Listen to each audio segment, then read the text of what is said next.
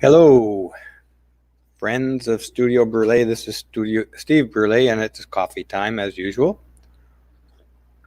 I've been somewhat absent over the past couple of days on the coffee sessions, but I want to welcome Michael Keller and some of the other regulars here, Strontium X Nitrate and Furry Kitten, and a bunch more up the sliding up, BDB, and so on. Well, what we have here, as you all know, is an ongoing riot crisis. Right across Canada and the US, we're seeing riots in the name of this fellow, George Floyd. Now, I'm not going to really talk very much about George Floyd today. The title of this one is George Soros and his war. And this is the war that George Soros has been wanting for a long time. He has been inciting unrest, funding Antifa, funding BLM, funding these kinds of riots that we're seeing. But this is the biggest and the most extensive that we've seen yet from George Soros's pet project. So, I forget to mention, I've got my patriarchy card on display here, which, of course, as a VIP club member, I'm authorized to comment on all the comings and goings of the global evil feminist empire, of which George Soros is a major funder. So, I've taken a bit of flack for coming out and calling BLM and Antifa terrorists. I agree 100% with Donald Trump's assessment here that these are domestic terrorists. They are tearing apart the country. They are going on a rampage of stealing, thieving, thuggery, murder, looting. And these people are pretending that it's in the name of George Floyd. Well, we know darn well that it is not in the name of George Floyd. This is just an excuse to run amok and blame Whitey. As we know, the police, and I've tweeted about this, out of 1,000 people arrested by police, 1,000 black men arrested by police, this is FBI statistics, 3 are shot, dead, or killed in one way or the other. Out of 1,000 white men, under the same circumstances, arrested for whatever crimes by the police, 4 are shot or killed, dead. So this, if there was a legitimate reason, and I think there is, we do need to be very watchful of police authority, police brutality. That is an issue. It's a very, very serious and real issue. Now, I'm not anti-police. I believe we do need some form of authoritative restraint to enforce laws in our culture. It would be anarchy and disaster if we didn't have some form. That doesn't mean they should be unrestrained. They should be very heavily restrained. The police are authorized to use force, as much force as is required to gain compliance of people who break the law. Now, that obviously needs tight constraints because they are authorized up to and including lethal force. That doesn't mean we should tolerate police brutality. We absolutely should not. The police have a very difficult job to do. They are daily facing some of the most dangerous, out of control people in our culture, in our society, right around the world. Police deal every day with very dangerous, very serious people. But they do need to be restrained. No, this has nothing to do. This Black Lives Matter and this Antifa has nothing to do with police brutality in reality. This is about domination. This is about chaos. This is about George Soros's desire to bring about a one world government. This is about the election. This is about power from the very top of our world. I'm going to say a few things here today before I've got a prepared message, just because I've got me thinking a lot about this, the rather drastic response that I've gotten from people on Facebook, some which are now unfriended people on Facebook, who are very pro Black Lives Matter. I think these people are deluded. Black Lives Matter is a terrorist group, as is Antifa. Both Antifa and Black Lives Matter are children of the feminist movement. The feminist movement is a child of something else as well. The powers that be in the world are 100% willing to use any and every group that they can or issue that they can to further their goals for more power. So, Justin Trudeau has shown himself to be one of Soros's generals. And whether you believe Soros is behind this or not, Soros has shown to be funding, sending money to both Black Lives Matter and Antifa. George Soros has been on record trying to push one world government for God knows how long. So Canada, anyways, in the face of Justin Trudeau famously knelt and set up the photo ops to make sure everybody saw his 100% compliance to the Black Lives Matter and Antifa terrorists. He knelt for them. He made sure his handlers cleared the way to get clear video shots of it, and I have some screen caps of that.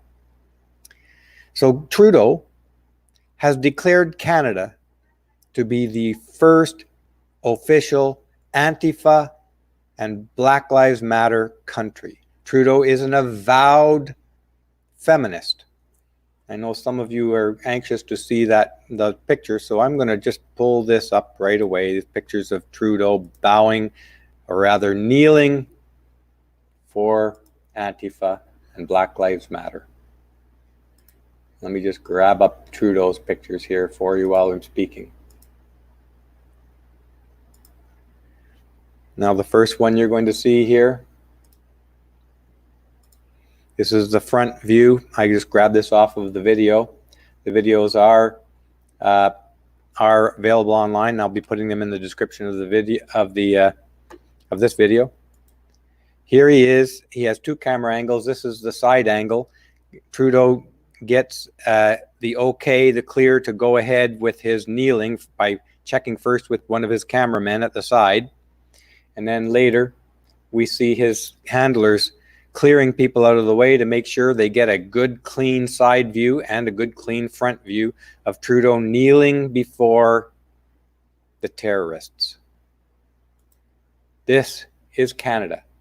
Canada, Trudeau is a avowed feminist, and now he has declared his allegiance to Black Lives Matter and Antifa. That's where we stand today. Now, I'm going to just read through a couple of things here. I intended to make this as a introductory video pre-recorded, but they just don't have time, and the events in the world are changing so fast that it appears now that we may have already started a civil war through Canada and the US. I don't know if it's going to escalate more.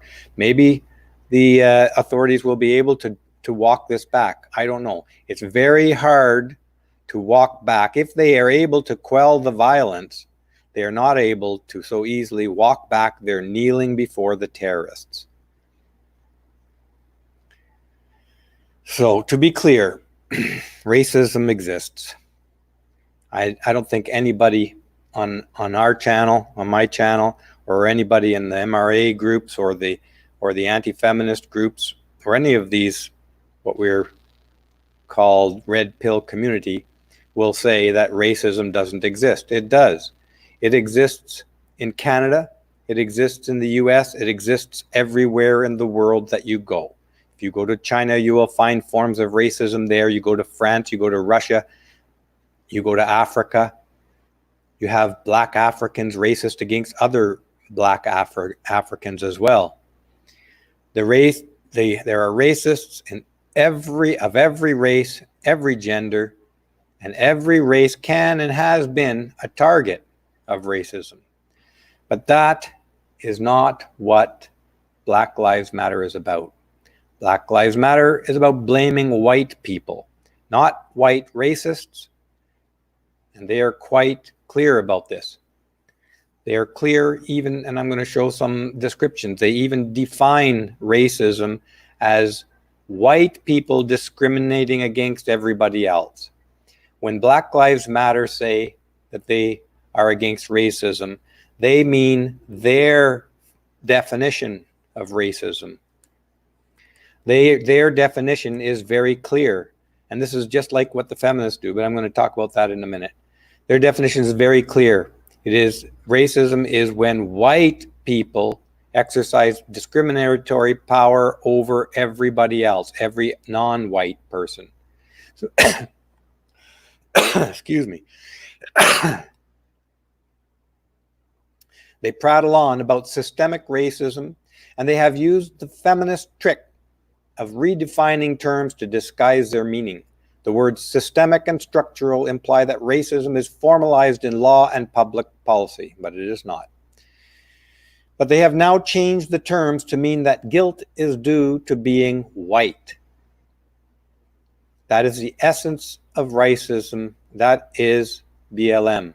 BLM, in their definition of racism being white treatment of everyone else, that is a racist act to vilify white people from the color of their skin as being the only people who exercise this particular discriminatory habit on everyone else. This is in writing, and I think I have screen captures of this. This is similar to the trick that feminists have used in order to broaden the definition of rape, and then further claim that we live in a rape culture. So they've defined racism as what white people do to others, and therefore racism is now a white issue. Whites are racist. This is the same way that feminists define rape culture. They've defined everything as rape, and then they claim that we live in a rape culture.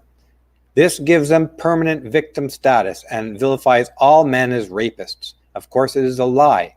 Rape has always been treated as a serious crime, with men being brutally murdered on the mere accusation by a woman. Black Lives Matter is setting up this same trick. They are vilifying people on the basis of skin color. No amount of contrition will ever satisfy them because your sin is that you are white. And for that, you have white privilege. No matter how poor you are or how dire your circumstances, you are guilty of being white. I've posted some of this on Twitter and Facebook, which I have made my Facebook fully private now after receiving quite a number of hate messages, some of which you could say are veiled threats. The BLM and Antifa racists are fully emboldened now. I have had to unfriend several and block others. They are openly writing racist comments to inflame anger against white people. This is an enormous mass hysteria, and it is just starting. These people are hiding behind their concerned professions, which includes the independent filmmaking community. I've been accused of being addicted to, quote, white supremacy, the white supremacy drug. All of this, keep in mind, because I don't buy the BLM. I said I will not kneel to Black Lives Matter or Antifa. So therefore they say I'm addicted to the white supremacy drug. I've been told that we need a, what, quote, white nonsense roundup. You know what that sounds like? A white nonsense roundup. Where else in history have they gone around and rounded up a group of people based on their race or color? I was lectured to that our, quote, white savior mentality is not prepared for such a change. These are very loaded words. I was told that I live on unceded Algonquin territory. The Algonquin is a Native American tribe in Canada, and I think in parts of the US possibly as well. But who knew that the Algonquin owns the Dominican Republic? I didn't know that. I was told that I'm a racist white Canadian who treats everyone else like shit. And that was just in the space of 1 hour, possibly less, on Facebook. These people see racism as equal to being white. White are racist. You cannot change your skin color.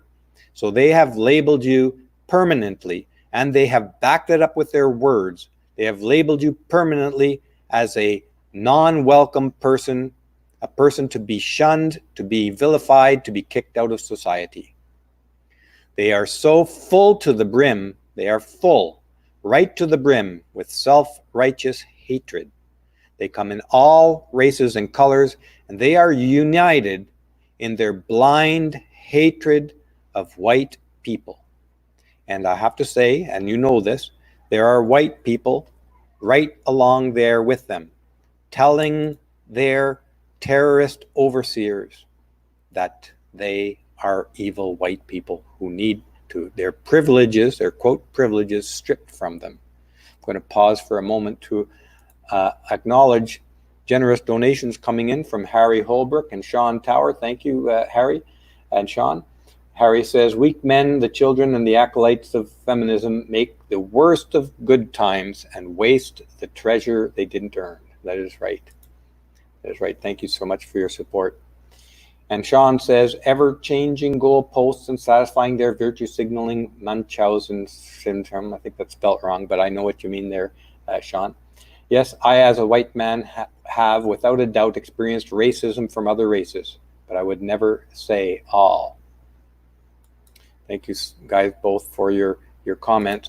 I'm going to just say now I'm going to try and get through this bit that I want to say without pausing too much for the next few minutes, because this is serious to me. I don't want to lose the momentum of my thinking or whatever on this, or lose the thread of thought for you folks, because these BLM, these Antifa groups, they are of course trying to usher in communism, socialism. This is no secret. They openly say that, but they do come in all races and colors, and they are united in their blind hatred of white people who they see as to blame for everything in the world. So I am Steve Brule, known to Antifa and BLM, and this is no exaggeration, as Whitey the Cracker, because I have privilege. You see, my father had privilege of risking his life in World War II so that Antifa bullies and BLM thugs could complain about not being given a free ride right through their lives. After the war, my father became the first in his family to go to university on the Veterans Scholarship, since his family had the privilege of being far too poor to send their kids to university, which probably was the reason that motivated him to sign up for the Navy in the first place. The privilege of going to university came only at the cost of risking his life to fight for the freedom and liberty that these domestic terrorists want to remove. Ironically, each and every one of these terrorists have more options and privileges provided for free from the government than my parents ever could have dreamt possible in their time. And they're paid for by my parents and your parents, and my tax dollars as well. My father graduated and lived with my mother in the garage of his parents' house in Ottawa. And if you've ever been to Ottawa in the winter, you know it's damn cold.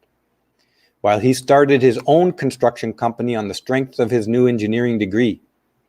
His company was successful, but the stress of building the business forced him to take a year off in the early 1970s, after which he had the privilege of going bankrupt while all seven of his children were still in school. That's the privilege we're talking about here. That's the privilege on which they're willing to throw all of us out the door. They were willing to blame us. They're willing to attack us. They're willing to destroy our businesses, destroy your cars. They want to take your jobs. They want to tell you to your face that you didn't earn anything in life. It was all because you're white. This is the kind of people we're dealing with here. My father's bankruptcy gained him the further white privilege that of being denied any loans for 10 years after the bankruptcy. So he took his white privilege to Florida, where he bought land at $100 per lot, got his green card, and started building affordable homes while studying for his broker license so that he could list his own homes for sale without having to pay a broker, something that his white privilege didn't cover. After working nonstop for 8 years and saving enough to finally retire at 65 years old, he had the incredible additional white privilege of dying. Dying. This is what white privilege means. Risking your life in World War II, struggling your entire life building businesses that go bankrupt and having nobody backing you up when you bankrupt, being denied loans and forced to leave the country to start over again in a new country, to work yourself to the grave. That's the white privilege they're talking about. There's so much white privilege here that I get choked up just thinking about it. I too enjoyed all that privilege of working nonstop for almost 40 years now. Hopefully I have more than 5 years to go. I'm 60. My father died at 65. I had the privilege of working my way through university with some help from my parents, thankfully. I had the privilege of working in the chemical industry, which was not an easy job to get, nor an easy job to do. In research and development, in process control and database design, I filed my own patent, my own product, and brought that product to market. I lost money on that, but I'm not blaming anyone else for it. It was my decision to try that. I started Studio Brûlé on YouTube after witnessing the absolute insanity of the Warren Farrell protest at the University of Toronto in 2012, realizing that feminists in academia are behind most of it, and that the cancer of feminism has spread throughout our culture and has become an enormous threat to freedom of speech and presumption of innocence. I faced the bigotry of the family court against men, and this is a story that I intend to fully publish one day, but it is far too complicated to do that just now. Suffice it to say that family court refused to grant me equal status as a parent for 4.5 years at the cost of almost $50,000 of legal fees and more than that in child support awarded to his mother, even when she made more money than I, and I had finally won equal access. I had the privilege of representing myself in court to block my abusive ex from illegally taking my son out of the country. Yes, I had the privilege of representing myself in court for 7 years. I had lost my well-paying job because of the stress of all these things. I could not focus. I don't blame the company for firing me, getting rid of me, or laying me off, whatever you want to call it. My productivity had dropped over the course of those stressful years. While my ex faced the discrimination of receiving free legal aid, support from feminist organizations, and much more, she was favored in every situation because she was a black woman. I had the privilege of being told that it wasn't in the best interest of the child to arrest the mother, even though the police had proven that she was abusing my son. I had the privilege of my son's school ostracizing me on her lies alone. I had the privilege of doing all that and more, and I can assure you, while filing my own patent for an automotive aftermarket product, working on a government contract for Health Canada, self-representing in 2 other court cases, running Studio Brûlé, and paying child support to the woman who not only tried to use multiple taxpayer-funded groups to destroy me, but was also abusive to my son, whom I was powerless to protect. That's the privilege of being a white man in Canada.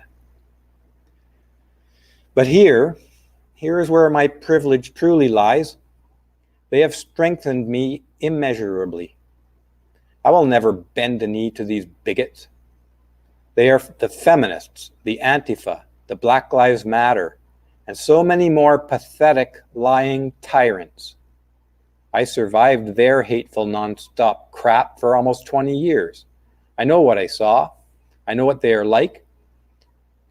And they will have no place in my life. My son's ex flirted with the Nation of Islam and radical feminist groups and got involved in all of that. I know what these people are like. They are tyrants. They are bigots. They have marked you with a bullseye on your forehead because you are white and because you are a man. Now, these Black Lives Matter and Antifa racists are fully emboldened now. I've had to unfriend several and block others. They are, did I already go through this? They are openly writing racist comments to inflame anger against white people. This is an enormous mass hysteria and is just starting. These people are hiding behind their concerned professions. I did go over this, I'm pretty sure. Let me just move on ahead.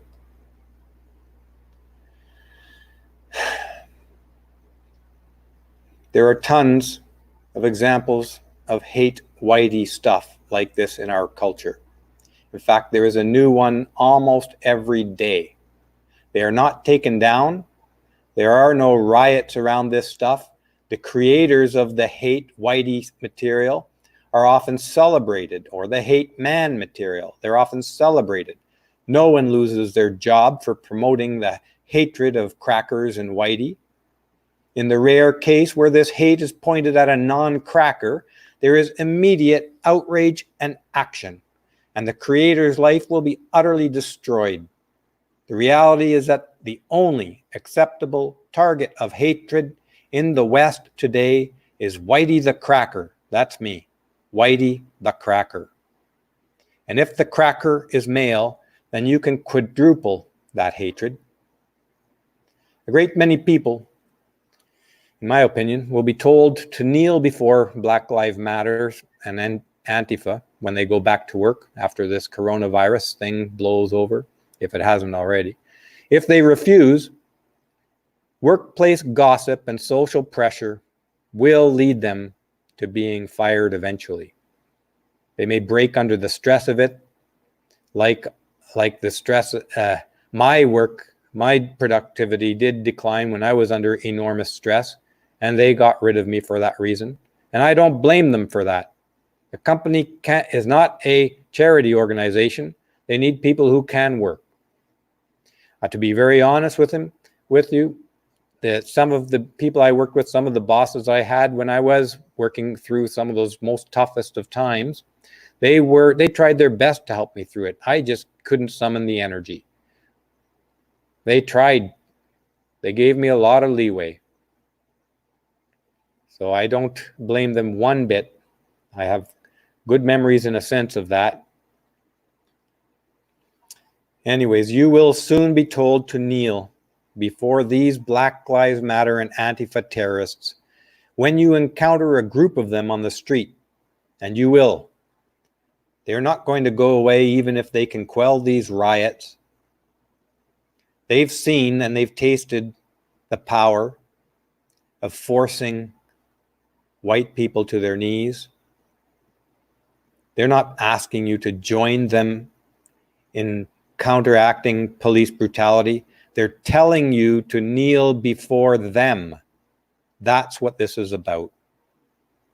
They will tell you on the street to kneel. Those who resist will risk being beaten, possibly to death. We've already seen some of this. These bullies have been emboldened, and their behavior is condoned by leaders and police forces. Leaders and police forces are kneeling before these domestic terrorists. Take strong note of that. That is very significant. The terrorists are conditioning you. If you comply, you will paint yourself into a corner, and you will be unable to escape without showing yourself to be a massive, mistaken idiot and hypocrite.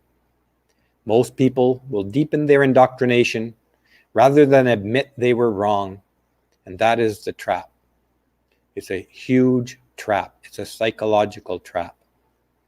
How, I ask you, can a group who have knelt before terrorists and confessed their guilt, they're guilty of being white and having white privilege, how can they even look one another in the eye, much less mount any further resistance to these terrorists. Once humiliated, you will be unable to resist as a group. You will have accepted and publicly admitted that you are guilty for being white, that you have earned nothing in life, but it was all given to you because of the guilty color of your skin. And they will have it on video, and it will be published in social media.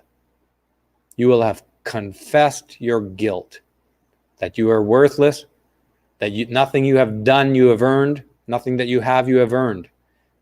You're guilty because of the color of your skin, is what they're having you say. And after you have given them everything, they demand, and you are lying in the street in a loincloth, they will demand your loincloth, and then they will take your life. Because you cannot change the fact that you are white. That is the tyranny of Black Lives Matter. That's the tyranny of Antifa, both of which are children of feminism. The taking of your life, that's the end point. They've stated it as such. So, having said that, I do have a few screen captures to go over. And let's see, how long have I been on here already? It was a little bit longer than I expected to get through some of this stuff I wanted to say. And thank you for sticking with me. Let me show you a few more pictures of our leaders who are capitulating and kneeling before these terrorists. This is the chief of police of Toronto kneeling before the terrorists. This is the mayor of Minneapolis. He's not kneeling in this picture, but he groveled there for quite a long time. And when he said he would not defund the police, they booed him and chased him out with his tail between his legs. No amount of groveling before these bullies is going to work ever. Ever. My suggestion to you folks, to anybody out there, do not kneel before these terrorists. Now, I'm not going to, I mean, I can't blame anyone faced with a mob with sticks and bats and clubs looking to kill you. I can't blame you for kneeling in that circumstance to save your life, but it will affect you. It will humiliate you. If at all possible, do not kneel before bullies and terrorists. And that is exactly what these Black Lives Matter people are. They're bullies and terrorists.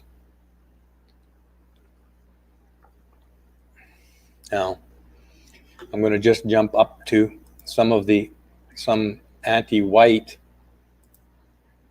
things that we've seen around. This actually is in South Africa, but South Africa has come to Canada and the US. It has come in the form of Black Lives Matter.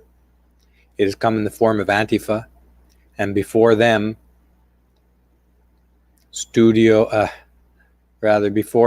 feminists laid the groundwork. Feminists did lay all the groundwork for this. It's feminists who got into the universities and undermined serious academic work, pumping out false propaganda, calling it research. Feminists, I believe, that identified the term white privilege. Feminists who identified the term male privilege. All of this is to take away your self-respect. Take away your self-respect and what you have earned in your life. Take away even a capacity for you to do anything in the world that can possibly garner you respect. This is about destroying your humanity. And that's the prelude for destroying you. We didn't start this war. I'm calling it a civil war now because they're literally burning and looting and destroying in the streets. They're attacked police station. I forget which jurisdiction. They drove all the police out of it. They're shooting police. They're throwing bricks in their faces. They're burning buildings and monuments. They're attacking people on the street for not being part of their cult. This is a civil war. Even if it ends tomorrow, it was a civil war. There's an identifiable group, Black Lives Matter and Antifa, and they have an identifiable enemy, white men. They use the terms white privilege. This is a civil war. Even if it ends tomorrow or it's quelled tomorrow, we will have to call it a short civil war. But it is a war nonetheless. You are being targeted. The propaganda aspect of this war is to take away your humanity by claiming everything that you have is only a result of your skin color. That you have not earned any respect. You have not earned anything that you have in your life. Therefore, you don't deserve to keep it. Therefore, they can take it away from you. And they will. It is a war. This is a posed picture. Someone who calls himself an artist created this and put it out there. And obviously these represent Antifa or Black Lives Matter people with a gun to a white guy's head. The colors of these people are not accidental. This was put out there specifically, and this is not a cop. This is not even portrayed to be a criminal down here under arrest. This is a Black Lives Matter being portrayed taking vengeance on a white person. This is an image of vengeance.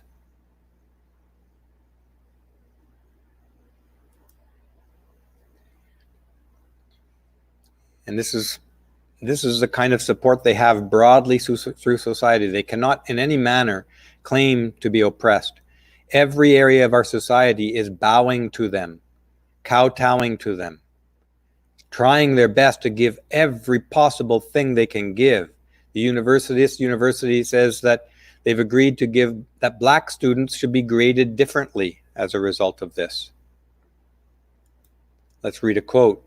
Students at the University of Washington are demanding that black students should not face difficult exams and time constraints because they are too, quote, busy fighting for the rights to sit down and study. Can you believe that? These are privileged, in this case, black students at Washington University, the University of Washington, and they're fighting for their right to sit down and study. Nobody's making them go out and riot. They're leveraging the current hatred for privileges of their own. Washington and the university thinks it is a good idea. The universities, again, are bending over backwards to appease the terrorists. Remember, Black Lives Matter and Antifa, these are children of feminism. Read onward. It is currently advising professors to pass black students on the basis of race after an online petition gathered more than 26,000 signatures. So much for principles. There is not a single principled bone in the entire university system in the West today on the basis of race. This is racism. If you look at those people out protesting, most of the protests that aren't violent and that aren't looting are almost all white. So it is not black people, black students alone, who are facing some kind of extra trouble as a result of these protests. If it was, we'd only see black students out protesting. We don't. But they want to give these students a pass because of their skin color. That is racism. This is one of the quotes out here that includes some of the accusations of I can't find the term here, but here's this using patch up with white tape, your white savior mentality, and so on. This is my simple response to this Facebook post was to say I'm not going to kneel to Black Lives Matter or Antifa terrorists. And that unleashed further hatred. Whoops, that shouldn't be up there. I'm not going to go through the rest of that. But here I'm going to post up to you. Here is what the Black Lives Matter and Antifa people consider to be slavery. The problem is that white people see racism as conscious hate when racism is bigger than that. Racism is a complex system of social and political levers and pulleys set up generations ago to continue working on the behalf of whites at other people's expense, whether whites know or like it or not. It is whites on other people's expense. And yet, there is not one law or public policy in any jurisdiction in North America, even down to a high school clubhouse, that has a single rule, policy, or law that is discriminatory on the basis of race. I've said this before. The only known discriminatory law public policies are in Canada, and they are against men, white men specifically. Canada's Constitution grants protections to all classes of people at the exclusion, in writing, of white men. They do that by saying that these protections are granted to these listed out groups. And you read those listed out groups, the only group not included is white men. That is systemic structural racism. It is written in the highest law of the land. And it has had an effect. I've known of 2 examples of jobs posted for government positions that excluded white men. That is legal racism in our country today. Let me see if I can pop up a couple other things here.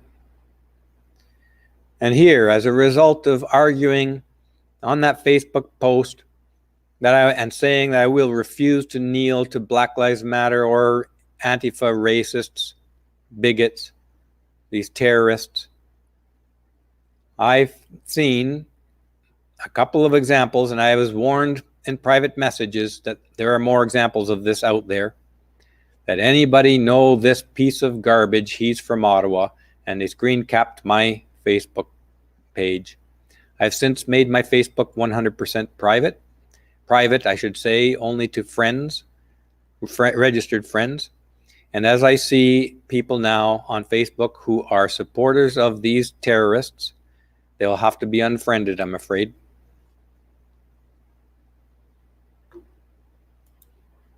And it's coming up more and more. Whoops, let me just pop this up here. I didn't want to show this guy's name. This, I commented on one discussion. Candace Owens, because they were criticizing and ridiculing Candace Owens, and I listened to her response to George Floyd. And if you haven't seen it, it's worth watching. Candace Owens is a powerful speaker, a very powerful intellect, and a very courageous and upstanding person. So I commented this simple comment here. Candace Owens is one of the few voices of sanity in this entire incident, and I do believe that. The rioters are nothing but thugs, thieves, and bigots. And this fellow who I've blocked out here, he says, well, does that include the white ones too, or are you KKK member as well? So look, I'm accused of being a KKK member for standing up for a black woman. You can't make this stuff up, folks. You can't make it up. I'm going to move on just to a couple more things, and then I'm going to call it quits for today. This Black Lives Matter stuff has broad support at the very top of our society. All of these celebrities are coming out and saying that they support Black Lives Matter. They're saying, even signing letters to defund the police forces. Now, as you know, I'm not against revisiting how we do policing in the world. I said in the past that we should think about ways of encouraging or maybe empowering everyone to be a force for policing.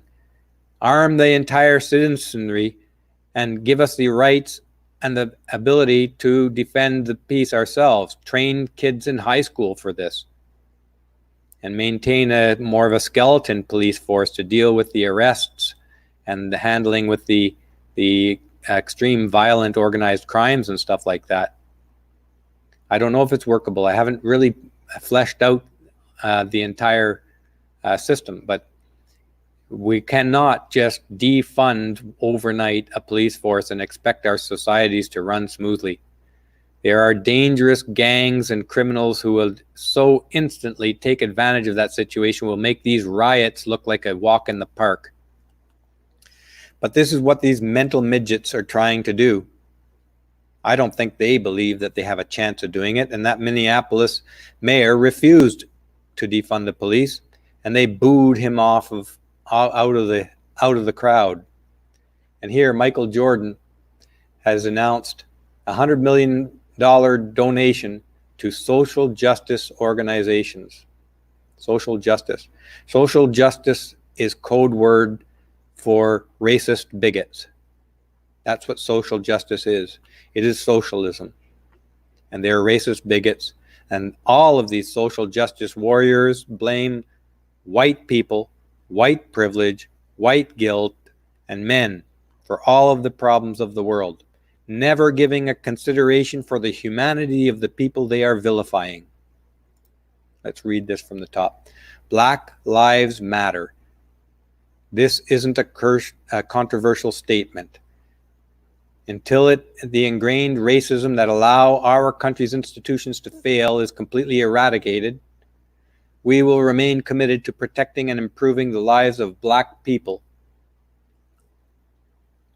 So, yeah, on the surface, these words, Black Lives Matter, is not controversial. But that's just it. Black Lives Matter is not a statement. It is a group. This is what they're confusing, and this is the trickery of it.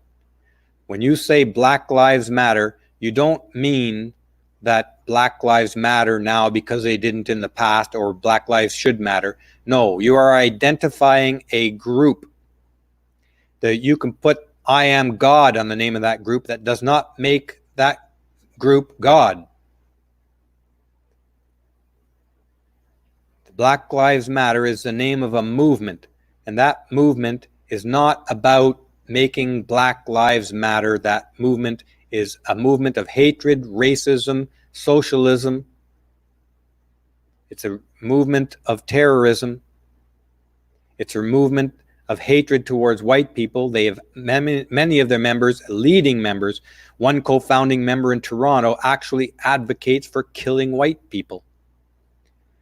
Black Lives Matter is just the name of the group that has the political aims that are nefarious and dangerous. To suggest that this isn't a controversial statement, Black Lives Matter, is to try and pull a magician's trick so that you don't look at what that group is. But Black Lives Matter, what the meaning of that phrase is not that Black Lives Matter. The meaning of that phrase is that this is an identifiable group with aims that include attacking white people. They've stated it themselves. Let's read this from the top. I am deeply saddened, truly pained and plain angry. I see and feel everyone's pain, outrage, and frustration, Jordan said in a statement released by the Hornets on Sunday. I stand with those who are calling out the ingrained racism and violence towards people of color in our country. We have had enough. And yet, out of every 1,000 people arrested by police for crimes, 4 of every 1,000 white are killed, while only 3 of every 1,000 blacks are killed.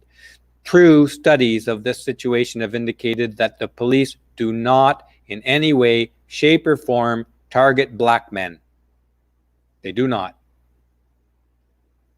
And what Jordan is saying here is that he doesn't give a flying crap about white people who are killed by the police. That is exactly what he's saying. Because white people are just as likely, if they commit a crime, to face police brutality. These groups are racist, and they have racist intents. And here, the Reddit co-founder quits the board of Reddit and asks for a black replacement. They are genuflecting towards BLM all around North America now. And they're giving the keys to people who don't even know how these organizations work. Here's the guy here. He's married to one of the Williams sisters. And he is giving one of the strongest virtue signaling of all of these white guilt people. Let's read this from the top. Reddit co-founder Alexis Ohanian has resigned from the tech firm board and urged the company to replace him with a black candidate. The tech entrepreneur has also pledged to use his future gains on his Reddit stock to serve the black community. In a series of tweets, he said he was doing it as a father who needs to be able to answer his black daughter when she asks, "What do you do? What did you do?" Is it his daughter or not? Is this daughter not half white?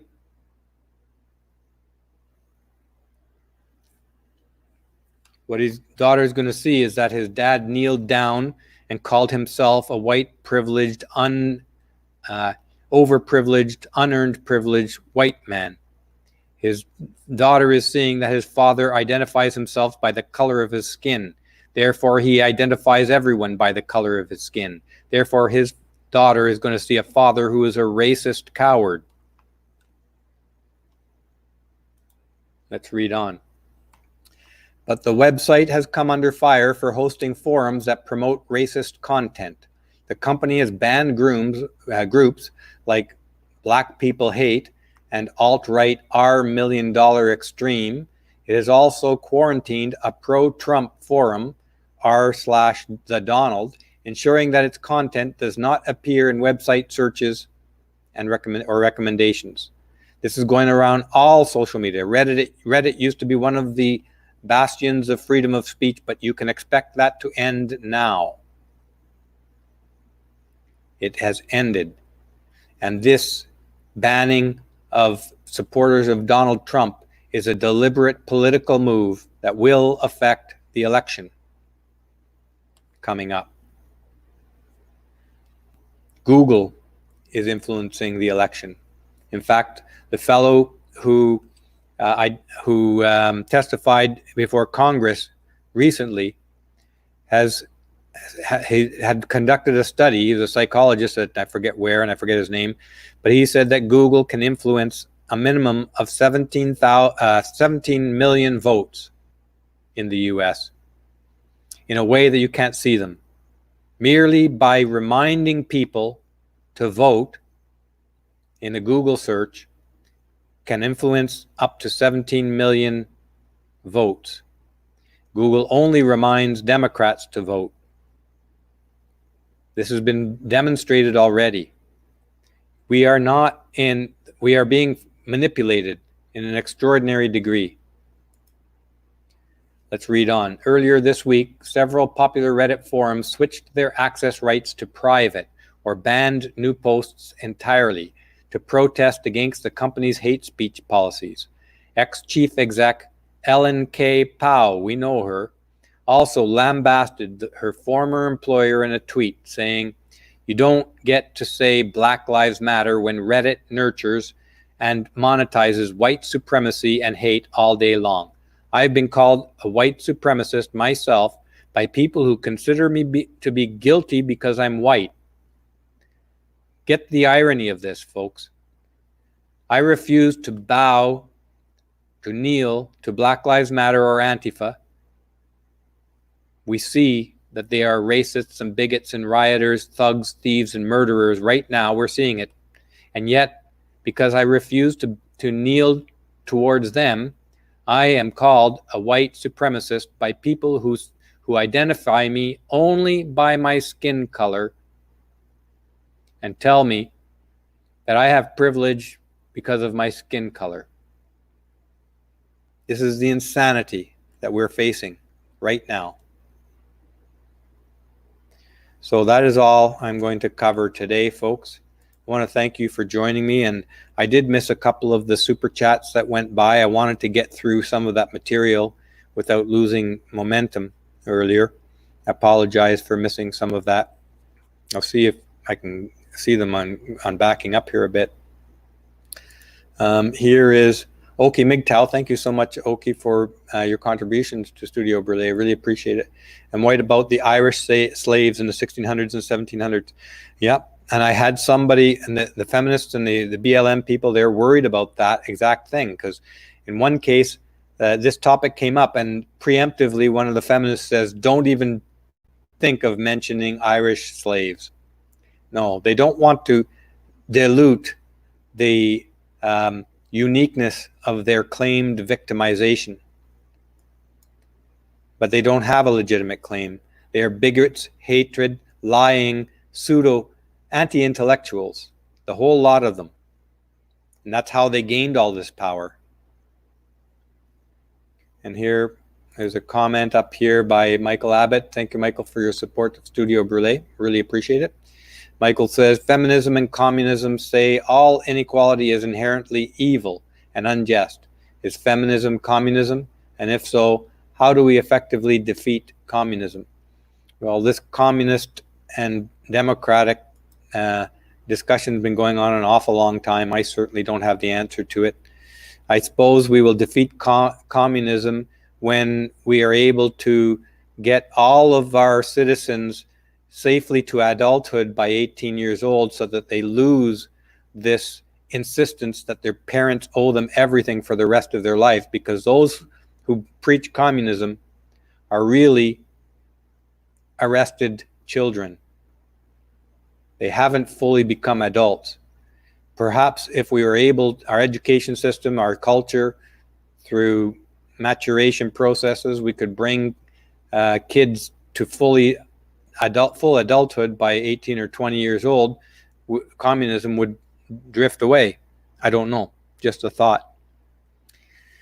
So I'm going to have to say goodbye for now, folks. I hope you can tune in again this week while I have another coffee session going. And don't forget, as I like to remind everyone, do something you love to do every single day. It is really important. It is, no matter how bad you think things are, do something you love to do every single day. And with that, stay safe. Try not to kneel in front of these bigots, these hate rioters. But I can't blame you if you have to do it to save your life, but it will affect you, I think. So with that, stay safe and have a good evening.